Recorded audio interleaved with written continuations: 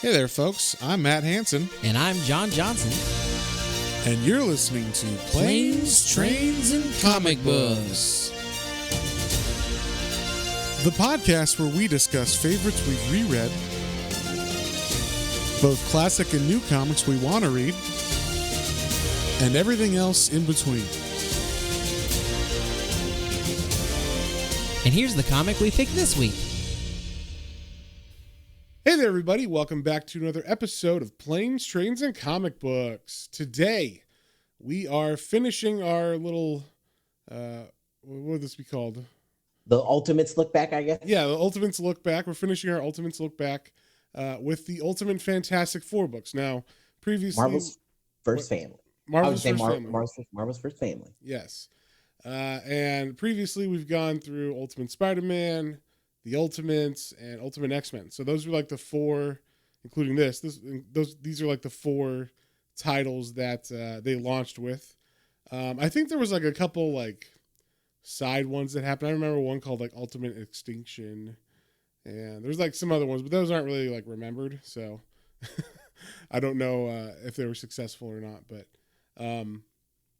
either way, like these ones are considered like a really good jumping on point where you kind of get like, we'll say all the good stuff out of the old runs, like the 60s stuff, really quickly and with a little bit cleaner explanation of what's going on in these ultimate line, or in this ultimate line. So, and that continues with the Ultimate Fantastic Four, which is by co-writers Brian Michael Bendis and Mark Millar. Now, I don't know if you read too many comics in the 2000s, John, but these two writers were probably the two biggest writers of the 2000s as far as comics are concerned. So that's pretty awesome. And also like Bendis could be pretty wordy in his comics.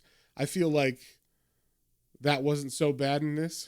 There were some panels where I'm like, this must have been a Bendis page or something, but for the most part, I felt like it just had kind of snappy Mark Millar dialogue. So, and then the pencils were by Adam Kubert, who I can't remember. I always get the Kubert brothers mixed up.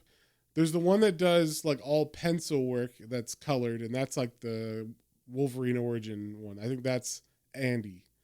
And then so I think Adam is considered like the better artist out of the two, or at least he's more liked generally, I think, or his style is.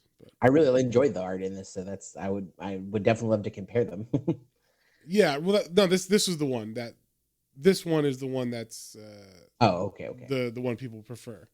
I don't know if it's someone said like, oh, I don't know. I don't know. I'm not an artist, but I've just heard other artists say, oh, Adam is better than Andy as far as like figure work or something. I don't know, but I guess that's, to me, I'm like, it looks good. I don't give a shit. So I thought the Wolverine Origins book, the art is one of the selling points to me. So I don't mind. And he also did 1602, I believe, as well. So like, I liked the artwork in both of those. So, but this his brother did this one, Adam. I think I've read less of his comics. He doesn't do as much, so I think I haven't read as many of his. But yeah. So Ultimate Fantastic Four. I mean, if you know the Fantastic Four, this is basically the origin story of them told again, but like we said, kind of speeding up certain events to come sooner, giving a slightly different reason why they get their powers and stuff. But also, one thing I like about the Ultimates line is they're going into some of the backstories of the characters early on. So right away, we get like the birth of Reed Richards, who is Mr. Fantastic. I think I've already said this before, but there's a fantastic Norm Macdonald joke that I just remembered because I said that. So go look up the Norm Macdonald Mr. Fantastic joke on YouTube. It's fucking hilarious. So I think I recall it. Yeah, I know. I think the last Fantastic Four book was right after he passed, and I had just seen that. And so, but anyway, go look that up if you want some good humor. It's like how they got their names and whatnot. Anyway, Reed Richards is born, and he's got normal parents and shit, except as he grows up, like right away as a baby, he like looks at his mom's hair, like right after birth, pretty much, and he's like analyzing it. And they're like, what's the baby doing? Like, what's going on?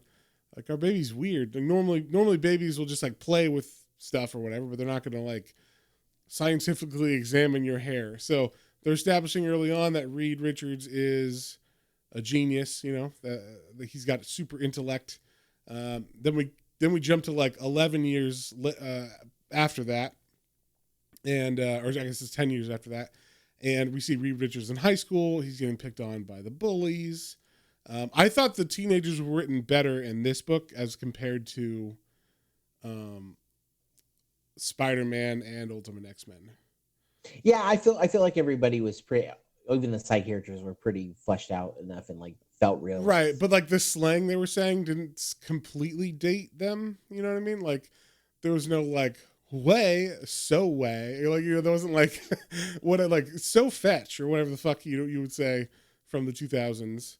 I felt like this one had a little bit more like generic teenager stuff, but like it still felt new and hip, but not dating it quite as bad as the other ones were. Because there was some language, I think it was in X-Men, possibly, where it was like, oh yeah, that's some slang from the 2000s. But yeah, we get the first introduction of Ben Grimm, who is Reed Richards' best pal ever. And he's like a football jock who helps Reed get away from those bullies as they're giving Reed a swirly. And so, we establish their friendship, which is, it's like kind of like the only time they ever talk until later in like, I don't know, 4 issues later when everything goes wrong. So like, this is the only time we see him. So it's kind of good they threw him in here. Cause I was like, oh yeah, that was Ben, wasn't it? Yeah. And they kind of, I do like that they show like, it helps with the Reed's, like, I guess, like always wanting to like impress too, because his dad doesn't think any of the things that he's doing as far as like, being scientific and being intellectual or cool. He's like, we should be play football and be cool. And so like when Ben comes over, he's like, hey, Ben Grimm, the Grim Reaper, get it? Because you're the best, whatever. Like, because you murder people on the field. Yeah. So I thought it was fun. Like a little extra, like, oh man, I can't even impress my dad. Like, yeah, he just likes the meatheads. Also, it kind of sets up. I don't remember if they go into this later on, but like, so if Ben is like a super popular jock kid in high school and probably college, then when he transforms into the Thing, that's either that's going to hit him harder because now he's like a freak and he's never been an outcast. So that's probably going to be that's probably why he freaks out so bad, like, yeah, or one of the reasons why. They don't say that explicitly, but you can kind of read that into it a bit. But yeah, like you said, Reed Richards' dad is all about Ben, but not about Reed because he's an egghead. He doesn't understand his kid. But his mom does encourage him, to do his stuff. So we see that in like his family life. Ben is also like, he doesn't understand what the experiments are, but he's also like, I'll help you out if you need something. I don't know what you're doing, but if you need me to like hold something or help you in some way, I could do that. So Ben's at least a good friend in that way. And we see as high school goes on, Reed Richards is doing experiments, building machines. He's talking about like he thinks he's figured out how to get to another dimension, or open a gateway to another dimension, and he's figured out how to like send objects into that dimension, but he doesn't know where they're going. He's just like, oh yeah, I'm like doing it. I'm like turning the machine on with like an apple in there or whatever, and then, or I can't remember what he's sending. Is it like race cars or something, right? Isn't it? Yeah, like little model like cars and planes. Yeah. So he's like sending these little models into somewhere. He doesn't know where exactly, but he knows it's another dimension. And of course, the first time he does it, it like, explodes and like knocks all the power out in the neighborhood and everything. The dad's super pissed. But then 6 months later, there's a science fair, and he turns it on. He's got it a little perfected a little bit more. It's not going to knock out the power grid this time, and he teleports into another dimension in front of the judges, and all of them are like, "Huh, all right." Like, it didn't seem like they were very like crazy. You know, they weren't like, "Oh my god, that's amazing." They were just kind of like, "What do we watch?" You know, like they're because it's a high school science fair, so you're expecting volcanoes pretty much, and you got extra dimensional travel or whatever, or interdimensional travel. Whatever this kid is talking about, this overachiever. Yeah. But he did pique the notice of the government who heard about this. I don't know if a teacher told them or something, reported them. But the government comes a calling saying, hey, we want to give you like a free ride scholarship to work with us and at the Baxter building. And, you know, you'll be able to do your experiments there. And so it turns out that they've actually been working on the same thing, just on a larger scale, like same kind of machine. It needs to go into, or it's opening a doorway into this dimension. They call it the end zone, so they give it the name. But they're like, we open this doorway, and they have like a mirror like into it, so they, or a window, I should say, so they can like see into it. And all these cars keep fucking popping up, like these models. And so they're like, who is this kid? So they find him through that, through a science fair. And so they're like, oh, you know, you've gotten farther than us, and you're just doing it in your house. So like, why don't you work for us? That would be great. So he does. And so he gets a job with them. Then we move to 5 years later from that. So if it was 10 years, so 15 years. So this is 4 years before, or 5 years before the events of when they, you know, get their powers and shit. Yeah. So this is just like him working at the Baxter building. We see there's like, they call him a professor, like he was a teacher, but like if Reed is just working there, I don't see how it's a teacher, but maybe because they were still in high school or something. I don't know. But there's this guy named, what's his name? Molkin? Dr. Yeah, Molevic. There you go. So if you don't know, in the 60s run of the Fantastic Four, the first issue, they fight a bad guy called Mole Man. So if you know that at all, immediately you're like, oh, this is the Mole Man. But he's at this time, he's just a scientist, and they make sure he looks super gross. He's got like boils and shit on his face, and he like smells, and people don't like him. And then we also get introduced to Victor Von Doom, because they're not just recruiting Reed Richards for this government project. They're recruiting anybody smart. So actually, his name's Victor Van Dam as a child. Then as he gets older and becomes the bad guy, he becomes Von Doom. So, but we get introduced to Victor Van Dam as a kid, and he's unlikable. We'll say he doesn't like people. Yeah, people kind of think he thinks he's better than them, but I think he just thinks they're all annoying. So, and he's on another level with smarts, because he even corrects Reed Richards later on, like calculations, and is like, you're doing it wrong, and he's right. So he's not wrong necessarily to think he's better than everybody as far as smarts goes. So yeah, they're just working on all this stuff. We get introduced to Sue Storm, Johnny Storm, who are the kids of the head scientist. I don't remember what his name is, but we'll call him Mr. Richard. Dr. Storm. Or Dr. Storm, yeah, sorry, Dr. Storm. Yeah. And so Dr. Storm is in charge of this experiment, like as like the figurehead, but I guess he's got all these genius kids working on the project with him. So, and Sue, I don't know if Sue's a genius in this, but she is, going to school here, it seems. And are you saying that she is the daughter of the head scientist, so she just kind of gets to be there? Wait a minute. Well, Johnny does.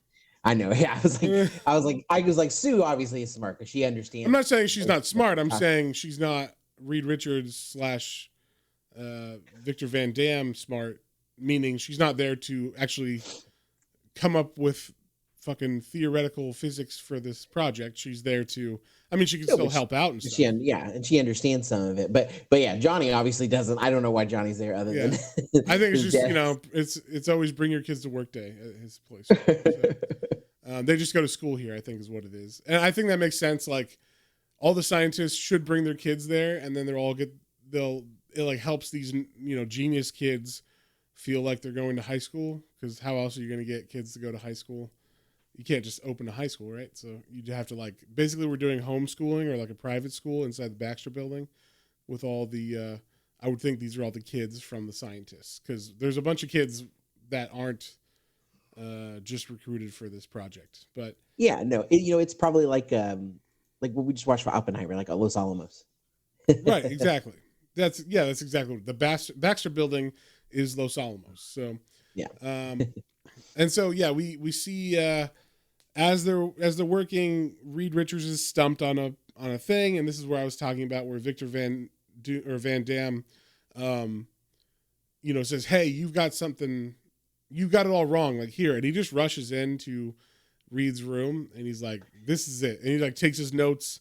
He basically erases his whiteboard as in some little words or whatever, and like starts writing his own equations, and then Reed gets all pissed off, but then when he looks at the equations after Van Dam leaves, he's like, "Oh, you're right, but also like you fucking suck at talking to people." So Yeah, you can't just like come in and like mess with my shit. yeah, so he makes a plea to Victor, or he makes an offer to Victor to say like, "Hey, why don't we work together? Why don't you help me with my stuff, and I'll help you with your stuff?" And so, because they're working on more than just the interdimensional project, there's of course the government, so they have their fingers in lots of pies, and so Victor's working on something for them and that, and so Reed's going to help him out. At the same time, in the background, we see Molkin. Professor Molkin is or has been doing immoral experiments. So apparently he came up with like a way to make I don't know what they'd be called, John. I mean, they're called mole people in the comic, but like in the original comic, but like Yeah, I guess it would just be like homunculi. Like they're just like he's making. they're amorphous people, like blobs of people. Like Yeah, but they don't have brains and stuff. Yeah, they're not human, and they're not. Yeah, they're just not human. They're like weird creatures. He's basically making minions. Yes, exactly. He's making minions. Yes, but they're not yellow. Yeah, they're not yellow. They're shit brown. So, Yes. so yeah, he's been making these minions, and it was like a project he was trying to get the government to finance and support, but they had said no previously because it's immoral to like basically you're making slaves, and so they shut it down. They thought, but apparently Mulkin's been working in the background, and he has been doing it behind their back. So they kick him out, and he, very dramatically points at Dr. Storm and says, or he just points at him, but he means, "I'm gonna fucking get you, Storm." So yeah, if it's the last thing I do. So then we cut to 5 years later. So finally we're present day now. We're in the Nevada desert, and it seems like the government has got their Stargate set up. That's basically what they're doing. They're making a Stargate. So it's a Stargate. yeah. And so they have like, it's kind of cool. It's like a big platform with stairs going up it, and then like it kind of looks like there's going to be a Stargate in the middle but there's two like triangular pieces meeting that above it that kind of are going to focus the energy or something. It is very Stargate, I'll say that, like as far as what the tech looks like. And so they're getting prepared to like, I guess, fully test it, where they're going to try to they figured out how to actually send stuff through that dimension and anywhere, and then out of that dimension anywhere on Earth. So the theory is they're going to test an apple, they're going to send it into that end dimension, the end zone, and then it's going to come back out wherever they want on Earth. So they're going to land it in Guantanamo Bay, they say. So that's like how they'll know if it's successful. We also see like, Reed and Johnny Storm and Sue Storm all have like a fairly good relationship. Johnny even says like, you should ask my sister out, like trying to hook him up. So Reed's very Yeah. like, okay, cool. I'm sure nothing. Well, you know what? I'll ask her out after this experiment goes great. How about that? So, basically that's what's about to happen. And then I wasn't sure why or how, but somehow Ben Grimm is allowed on this ultra, high security government program test site. So Ben Grimm shows up. I don't know if he's supposed to be in the military and that's why they let him, or if he's just Reed was able to get him on there. Did you pick anything up from this, like how he was able to? No, I was trying to look back at that, and like it just seems like he's like, oh great, you made it. I invited this guy, and we gave him clearance, and he's my best pal, and Yeah, he's a musclehead, even though like they're not technically going yet, they're just sending things through it, and like like you said, like transporting to specific places. So I don't know. yeah, and this is like the first real test of it. So I guess he's just there to be like, that's what we were building in your garage 10 years ago. So congratulations, buddy. But so they get the machine ready. Everybody's standing. I didn't know why they did this. I mean, they definitely shouldn't have stood on the stairs that are like going to the platform, because, if you're doing a scientific experiment with dimensional portals and shit, I would just stand as far back as possible. But they don't. They're standing and looking right at it as they try to send an apple to Guantanamo Bay. And the second the machine turns on, the apple doesn't disappear, but the 4 kids, I guess it's 5 kids, disappear, because we also have Victor who's there as well. Yeah. I say kids, but they're probably in their like early 20s now, because it's 19 years. And I guess, no, it's 21 years. It started 21 years ago. So,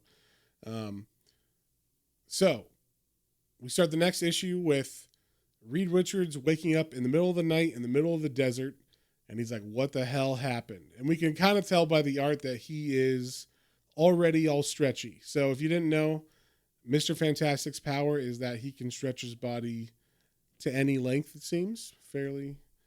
Yeah, but I don't think I've ever seen like a limit that they physically put on. I have. I believe there's been a storyline or two where like someone tries to like stretch him beyond his limits.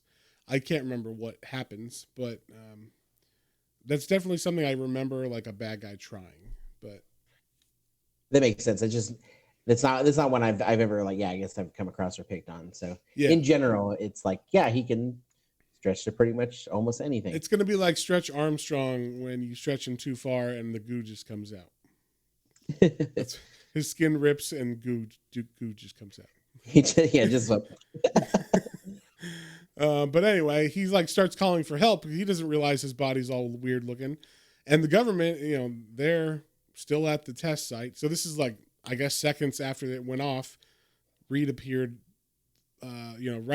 right behind where this was. So he wakes up and everybody's like, "Where are the kids? What happened?" And of course, Dr. Storm is like, "Oh my God, my children!" And like he already lost his wife earlier, they said. So like it's just him and his kids, and he's like, "Oh my God, if anything happened to them, I would die," or whatever. And then all of a sudden they're like, "Oh my God, what's that thing over there?" And they immediately open fire on Reed Richards as he tries to stand up, but he's all like loose, we'll say, where his arms have like unintentionally gotten long. And keep in mind, this is the first time he's ever used powers, but he's doing it on accident, so he doesn't know how to control them or anything. Yeah. So they shoot at him, and as the bullets hit him, they bounce back at the people that fired on him. So it looks like they're trying to, or it looks like he's firing back at them, but he's not. And then they realize as they get closer to him that, wait, that's Reed. Oh my God, what the fuck happened to Reed? So, and then the machine also explodes as well. So like, right as they realize that, the machine explodes, and it's like, okay, well then even more fucked up stuff happens. Like they can't, they'll have to restart all their work on this project. So they find Reed, then like somewhere in Mexico, kind of similar to Reed, a big rock man wakes up, and we see that's Ben Grimm. He has been turned into the Thing, which is, if you didn't know, a big orange rock man. That's kind of what he looks like.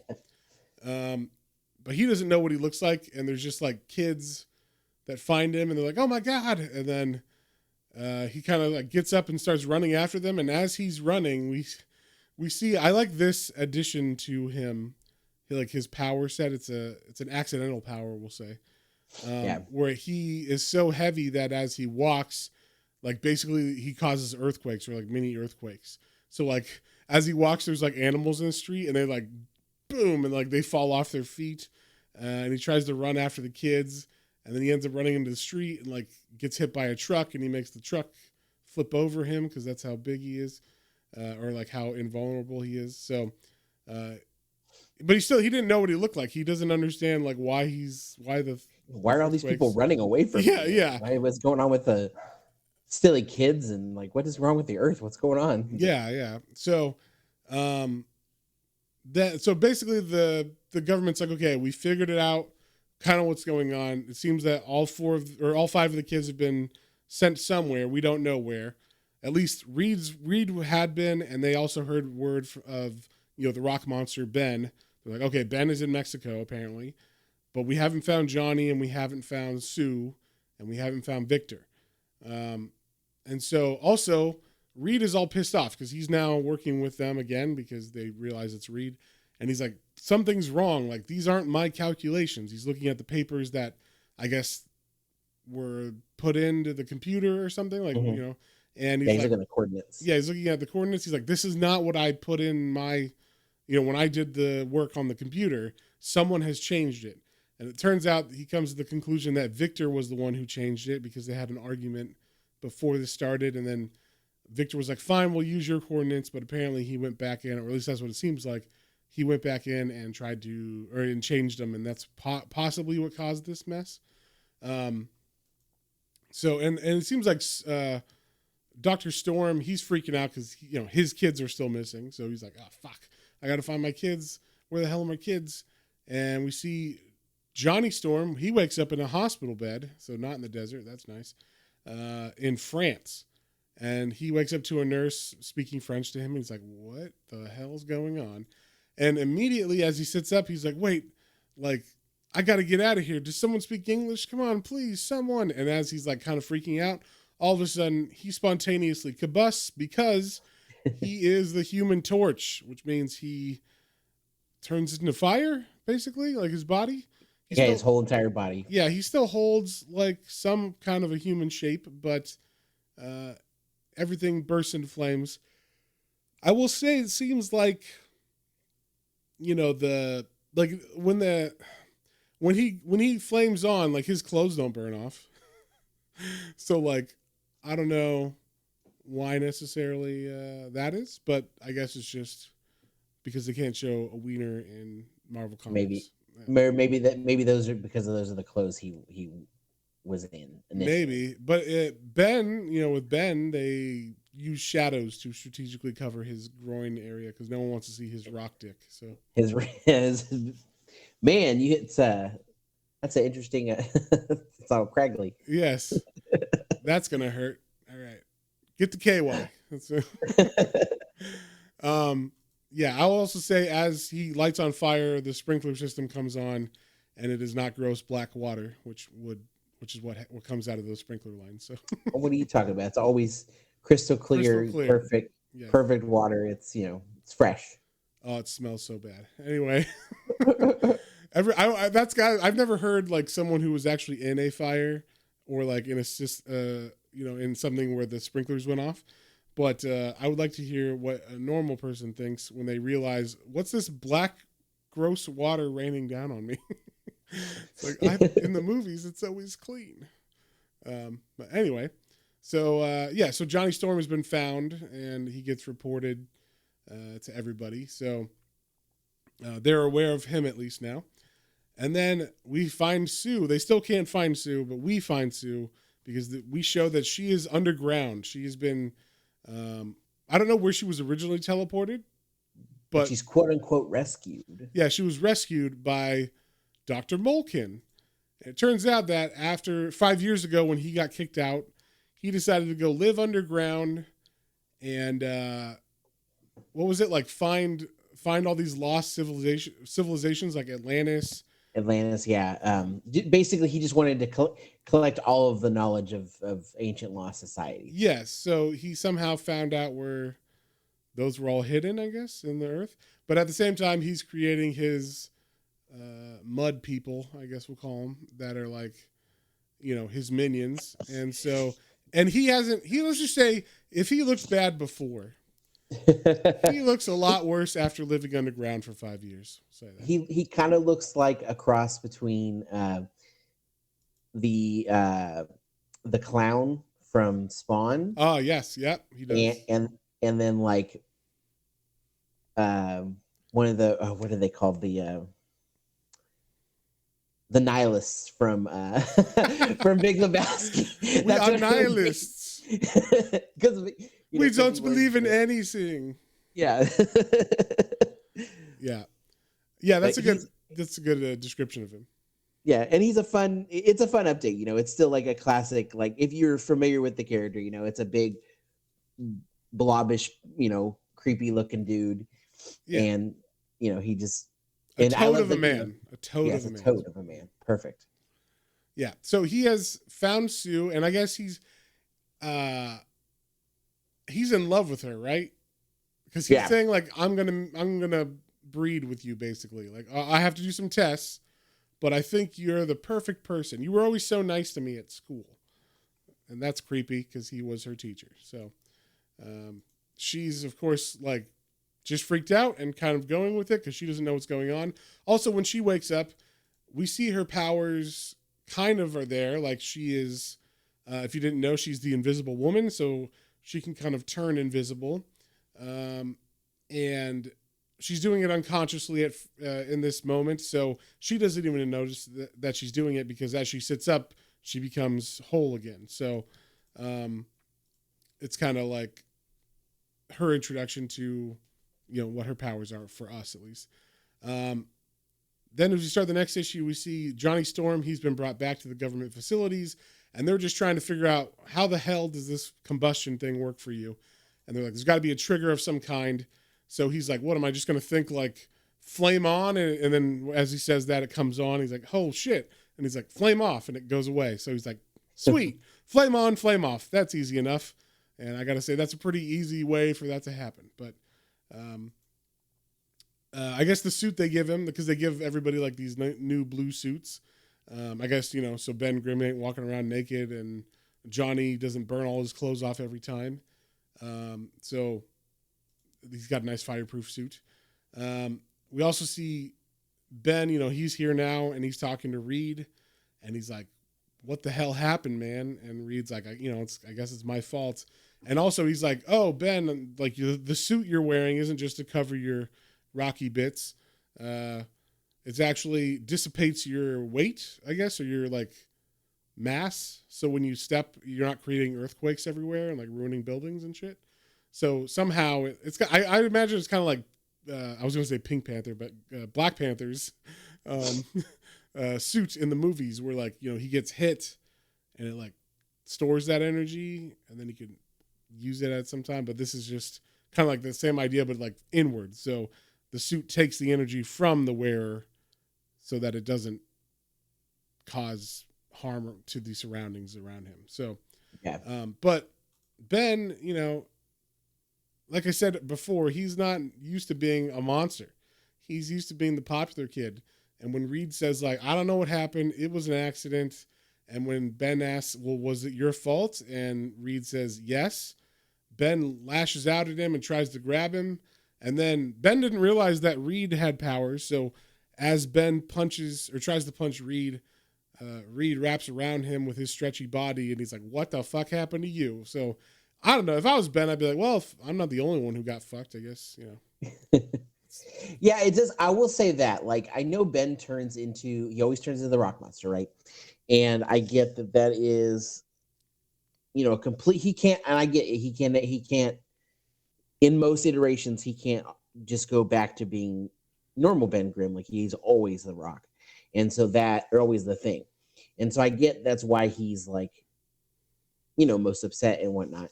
But it just seemed like I don't know. It always seems like he's. I don't know. He definitely he's the complains the most. I feel bad because I know I it's like would. I mean, I don't yeah. know. I don't know what he goes through. Like, does he eat now? I mean, I've seen him eat in comics, so I assume he does. How does he go to? How does he sit on a toilet, John? These are That's true. things. Has used the His restroom. life is extremely hard now, and That's true. I'm not thinking about that. I feel yeah, bad now. you're not thinking about all the stuff he goes through, John. You ableist son of a bitch. So, yeah. So Ben's mad, but he kind of calms down when he realizes that Reed is also affected, and it wasn't just him. Then we cut back to Mole Man and Sue Storm, and this is where he starts talking about how he's gonna make her like basically his queen, and they're gonna breed, and he's gonna test her. And then we also see like as he's talking, she goes through her like invisibility. But unlike in the 60s comics, we get a really cool scene where we see her like nervous system, like her body goes invisible except her nervous system, then her skeletal system, then her musculature and stuff, then her. And so he's like, hey, like that's a cool little trick you did. That must have happened because of whatever they did to you in that experiment. So I guess that's one of the reasons why he's like, oh, like you'll be a perfect queen. We'll have crazy looking babies. Invisible toads, that's what we'll have. He takes her to like this big computer thing that I guess is the ruins of Atlantis. This was the only part I was kind of like, I don't understand what I'm looking at here. I feel like that's pieces of things he's built there because he said it's.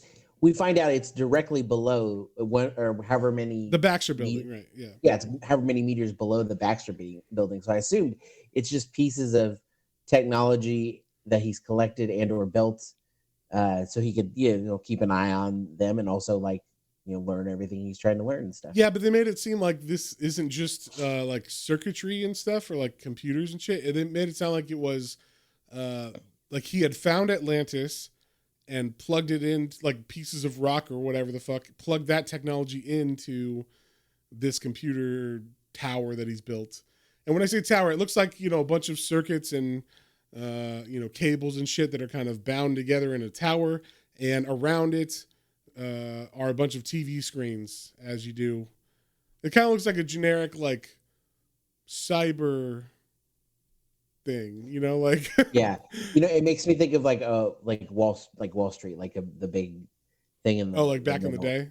Yeah, like the big thing in the middle where it's like, okay, watch the screens. Yeah, it's basically that. It looks like something that belongs to the Matrix or something. But so she's dealing with him, and he's saying, you're gonna be my wife and all that shit, and she's getting pretty freaked out, as you would imagine.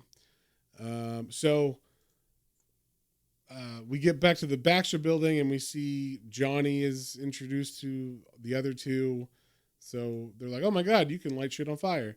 But the mole man, or what's his name, Dr. Molkin, he was like, "Now is the time. I will send this monster that I have made from the like readings of the Atlantis ruins that I had." So it's like, I don't know if it's supposed to be like a Titan or something, like from Hercules or some shit. But he basically like cloned some kind of ancient monster and sent that up to in front of the Baxter Building in New York. And it starts attacking people just as those three, Reed, Ben, and Johnny, get together. Now they're still looking for Sue. They don't know where she is. So they're like, oh shit, what's happening? They look out the window and they see this giant monster. And Johnny's like, I'm looking out the window, and I guess because he's so hot, or he's getting hot, the glass melts. He's like pushing his face into the window. And so he falls out, and as he's falling, he's like, oh my God, and he yells flame on, and luckily the flames mean that he can fly. So he learned he's got a new power. He can fly. Yeah, I like that. Like, because I was wondering, I was like, oh, how are they explaining? And then Reed's is like, oh, I guess because, yeah, like he combusts and it's like lighter than air. So he's able to like use it to fly. It's like, oh, okay. That works. Sure. I mean, you basically have a jetpack on your feet, right? Yeah. So it makes sense either way. But it's comics. So Ben sees that and he's like, oh, I'm going to try too. So like he jumps out and he just fucking like lands as hard as possible. And he's like, that was probably a bad idea. Like, he's like, that could have, I should have thought about that a little bit more. And then he gets immediately picked up by the big monster, and it tries to eat him, but Ben is able to like stand in his mouth and just hold it open. So he's, we're kind of finding out, oh, he's not just a big rock, he's also super strong. And then Reed is like, well, shit, I'll jump out too, because he can like make himself into a bouncy ball basically.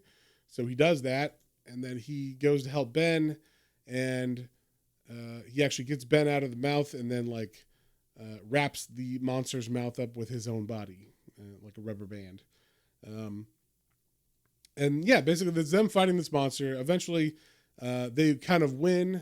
It's clobbering time. Actually, I like the part where Ben's like, "It's time to do something. I got to work on this saying or whatever," because his saying is "it's clobbering time." So he didn't say it this first time, obviously, because it's too new of a Yes, but he knocks the crap out of that beast. Like, Yeah, looks like one really good punch. Basically. Yeah, and then the monster falls back into the hole that it came from, and so they follow it down, and that's where they run into Sue and the mole men. Well, at first they run into the mole men, like the minions, and they're like, "What the hell are all these things?" And then they are confronted by Mole Man himself, Dr. Molkin, and then he's like, Sue is here, she's fine. We're gonna I have her hostage now because she basically rejected him and told him like she's not gonna marry him. And he's like, fine, I'll just murder you. So, like he just kind of has her there, and they find her, and we find out or they start fighting basically. So, once they find out, oh, he was gonna like kill her, and now he's trying to try to kill all of us, and also like take down the Baxter building and the government. Basically, they find out he's got a big chip on his shoulder against the government and Dr. Storm because he was fired, and so he's like, enough of this, everybody attack, and so a big fight ensues with all these hundreds of thousands of mud mole people that he built and the Fantastic Four. And basically, they just kick ass. Like, yeah, it doesn't seem like they're having too hard. I mean, they're outnumbered for sure, but we don't know. But I guess because we don't really know like how powerful the mole people are either. I'm gonna say they're not that powerful. Must not be. Yeah. Yeah. Well, yeah, it looks like they're pawns, right? So like you can throw. That's what you hope you win in numbers, not in necessarily strength. I will say, as they're fighting, Reed happens to notice one of the screens has Victor Van Dam on it. I don't know where or what. They kind of don't really mention him, but he's still missing, as you probably noticed. He was not found yet. No, but we do know that Victor and Moken were the only two that people that I get. He's the only other person that he really like talked to and got along with was Moken. So. Yeah. So. The roof begins to collapse as they've defeated all the mole men, but like I guess in that process they have the tunnel has begun to collapse around them, or I guess it's not a tunnel, but it's like a cavern, probably from the Thing, jumping around, and Johnny Storm is lighting shit on fire and stuff. So as it caves in, all of a sudden, all the Fantastic Four are like next to each other, and it collapses, and somehow they're safe. And it turns out that Sue has a secondary power, kind of like all of them. Like we said, Ben's got super strength. I don't know about Reed, but Johnny, he can fly because he has the flames, right? So we have Sue has a force field. So that is something that I don't remember when that came in the regular series, but that's something that happened way later from what I remember. I don't think she was able to like. Yeah, I don't just remember. Go invisible. It was only invisible for a long time. Okay.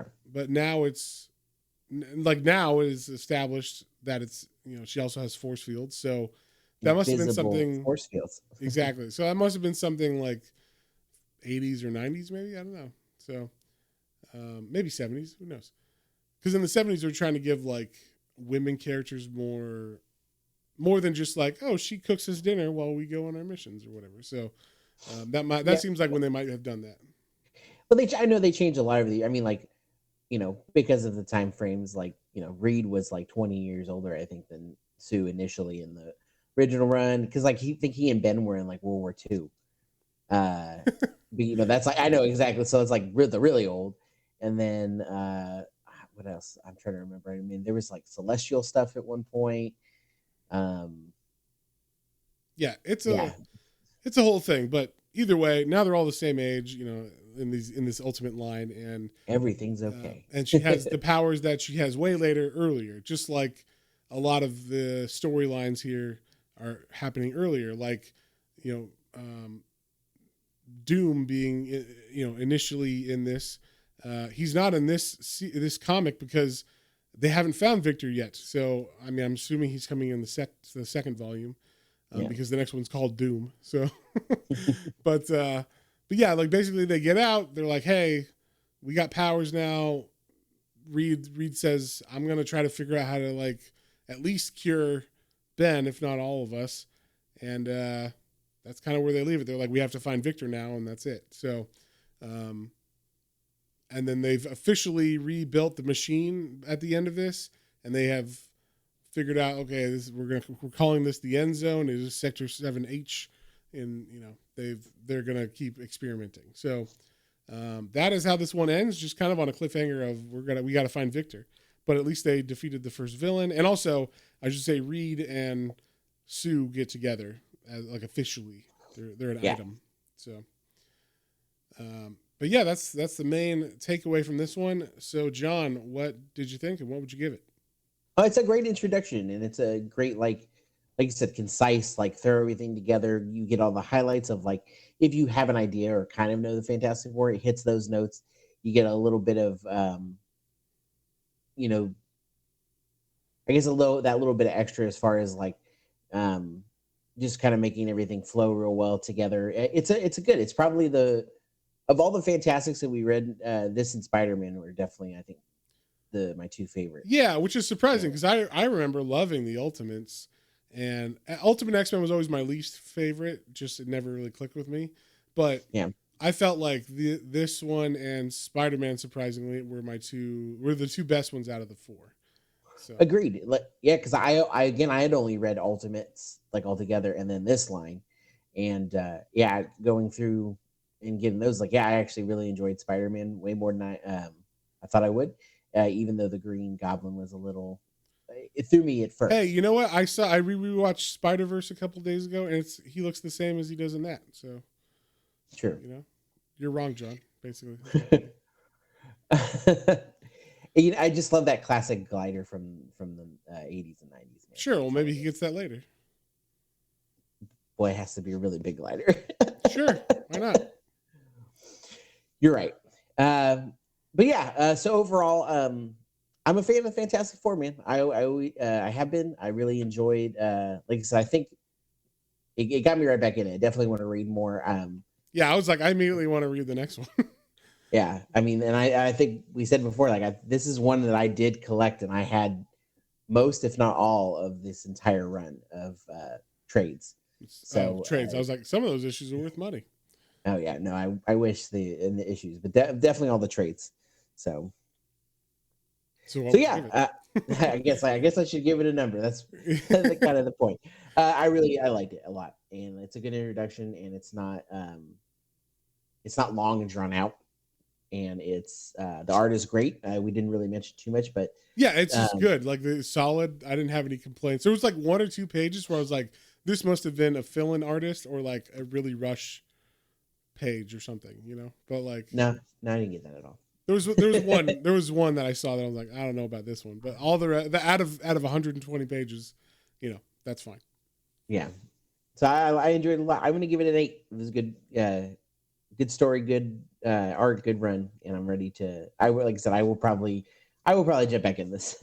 Yeah, I'm looking at this like I'm a pretty big Fantastic Four fan. Like that was one of my favorite teen books when I was reading comics a lot, like back in the 2000s. And Ultimate Line I always thought that and Ultimates were the best when I was reading them, because Ultimate Spider-Man was already at like issue 80 or some shit when I got into it. So Ultimate Fantastic Four was the last one to come out, so it came out a little bit later. So it was only at issue like 20 or 20 or 25 when I started reading it, which and I was picking up an issue form, and I was loving it because it led right into that Marvel Zombies run and stuff too. I was like, this is so Oh fucking yeah. cool. So like I was a big fan of this run as it was coming out. So I might be a little biased, I'll say. Because like I said, I mean, if you don't care about the Fantastic Four, maybe it's not your thing. But I think the storytelling is pretty solid in this story arc. Like it definitely takes the best stuff from like the first 60 issues of no, we'll say the best stuff from the first 35 issues of Fantastic Four, the 60 series, and kind of puts it into one thing so that you don't have to like it doesn't drag it all out too long and whatnot. So but if you wanted to get into the Fantastic Four, this is pretty much like a really easy way to get into it. It tells you basically the same story as the old one, a little bit different. Like I think I said in the original one, they get their powers by going into space and they get blasted with cosmic rays. But as in this, it's from the end zone. So, but it makes sense that they would make it the end zone because later on they go into the end zone. Like when basically that's where with Fantastic Four Full Circle, that's what that's where they went. So, that's like based on that. I can't remember what issue that was from. That this monster. I can't remember. I think it's issue 36 or something like that. That's when they go there for the first time. And so I think they just kind of were like, well, we'll just put that at the beginning and give that as the reason why they got their bodies changed. So, and I don't think we said it, or I didn't say it, but if you didn't understand what happened with the machine, they got sucked in instead of that apple. So the apple stayed on the platform and somehow the gateway opened up right in front of them and they got sucked into the end zone and were there for however long because time and space is all weird. And then they got spit back out. So the reason why they got powers is because they were bombarded with whatever is going on in the end zone, which we don't know yet because I believe the Trade 3 is called the end zone. So I figure that's when they'll figure that shit out. But yeah, so I'm going to give this one biased. Remember, I'm a little bit biased. I'm going to give this one a 9. I think it was super solid. I had a fun time reading it.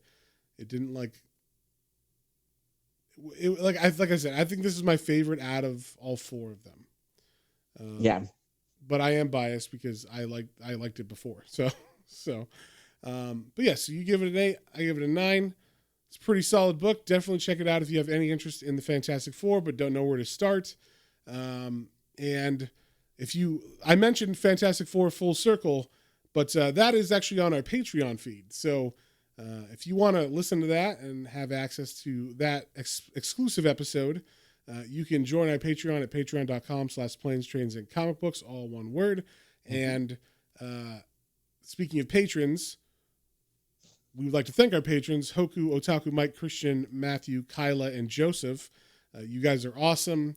And we really appreciate your support and help, and we hope you guys are liking the exclusive episodes. We have a bunch of them up, so if you want to listen to that Fantastic Four one, and then all the other ones we have Watchmen, we have...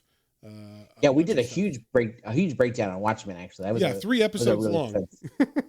It's a fun, like, a real deep dive into it, because a lot of times we kind of, we're giving you the gloss over, like wanting you to go back and read. But since Watchmen has just such a rich history to it, it was one that we really wanted to dive into. Yeah. So, I still don't think, we do it as best as we can for our channel, but I still, we probably don't give it the justice that it deserves. So. Right. Yeah. I mean, the justice it deserves is you sitting down for 6 hours and reading that fucking thing. All right. So. Yeah. Like I finally did. That's one thing too. John. But yeah, so we appreciate you guys. And so if you want to sign up, patreon.com /planes, trains, and comic books, all one word. We are also on all our social media, Twitter, Instagram, YouTube, with exclusives. If you haven't signed up for Patreon yet, but you want some more Fantastic Four, we do have Fantastic Four 1, 2, 3, 4 on there, which is a really fun story, and it's got Namor in it. If you're a fan of Namor. Wow, are you really calling him Namor? Namor, pardon me. John, that is how they say it from the movie. Yes, and that's what it is now. No, it's not. Because I agree with that. It has always been Namor, right? Namor is what his name has been for fucking 40 plus years, and now this movie comes out, and you're gonna tell me that that's changed because some movie came out? No, That's not Yes, what it because is. it's And then Namor, and you I even like changed it to Namor, which is I the did say dumbest Namor. fucking thing I've ever heard in my life. So How dare anyway, you? yeah, that one has Namor. So definitely check out Fantastic Four 1, 2, 3, 4. That's a really early episode, so we probably sound bad in it or whatever, but We may not sound as polished, but Yeah. it's good because that story actually is really fun. Anytime he is involved with Sue or the Fantastic Four, he's always chasing after Sue as well. he's always trying to bang Sue and seduce her, and she's always kind of receptive, which they never really. I'm waiting for that one storyline where they like. Turns out that She leaves him. that Franklin Richards should be Namor Jr. or something. You know? What? Oh, that would be great. He's born with little wing feet. So you always have to wear these shoes around your dad. You understand? Yeah. You always wear the shoes. Why the fuck does he have pointy ears, Sue? Huh? Yeah. Yeah. Why is he always in a green Speedo? That's what I want to know. Yeah, I'm waiting for that for like Grant Morrison or someone to write that one, but it never happens yet, at least. So when they get a little lower in the, out of the, they've gone too deep in that well, they'll get down there one day. But yeah, so unless you got something else, John, we will see. No, keep an eye out for the poll for our exclusive patrons. Oh yes, they get to pick our second episode this month. We're going to celebrate a Hispanic Heritage Month, so that starts in the middle of September and goes to the middle of October. I don't know why they do that, but as far as like that was chosen for them, but we haven't really given it as much attention on the channel, so we wanted to make sure we hit that. And so we are going to have a poll. It's going to have some great Hispanic characters and Hispanic creators on it. So definitely check that out. If you're a patron, you get to vote in that. And keep an eye out. And with that, I guess we'll see you on the next one.